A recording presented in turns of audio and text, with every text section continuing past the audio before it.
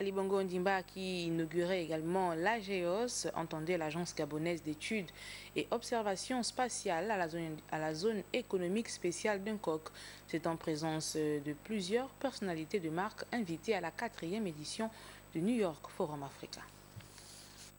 Le président de la République, chef de l'État Ali Bongo Ondimba, a procédé à l'inauguration des nouvelles infrastructures de l'Agence gabonaise d'études et d'observation spatiale, située dans la zone économique spéciale d'Uncock.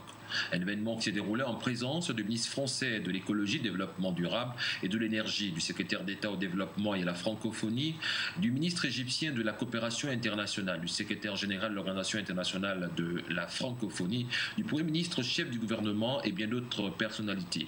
L'AGEOS a pour mission de renforcer structurellement les politiques du gouvernement et de créer des programmes de développement d'observation spatiale. Monsieur le Président, d'autres nations, au développement et à la maîtrise technologique sans commune mesure aux nôtres, ont conquis l'espace. Vous, Monsieur le Président, vous avez permis au Gabon et aux Gabonais de se lancer dans l'appropriation des données en provenance de l'espace. Monsieur le Président de la République, dans ce monde interconnecté où toutes sortes d'informations circulent à grande vitesse, la qualité des données sur lesquelles reposent les décisions constitue un enjeu stratégique majeur. Présentée officiellement aux autorités et à l'ensemble des invités, cette infrastructure s'inscrit dans le souci d'implanter un pôle d'excellence en télédétection pour la gestion durable des écosystèmes en Afrique centrale.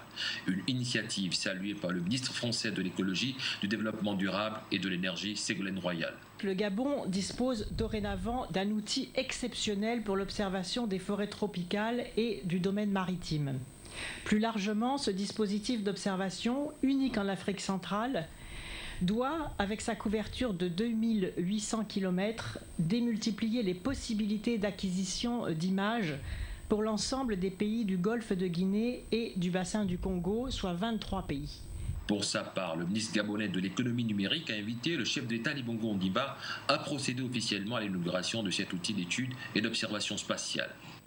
Constatant donc l'opérationnalité de ce projet, c'est pour moi un très grand honneur de vous inviter très respectueusement à couper le ruban qui symbolise la remise officielle de cet outil.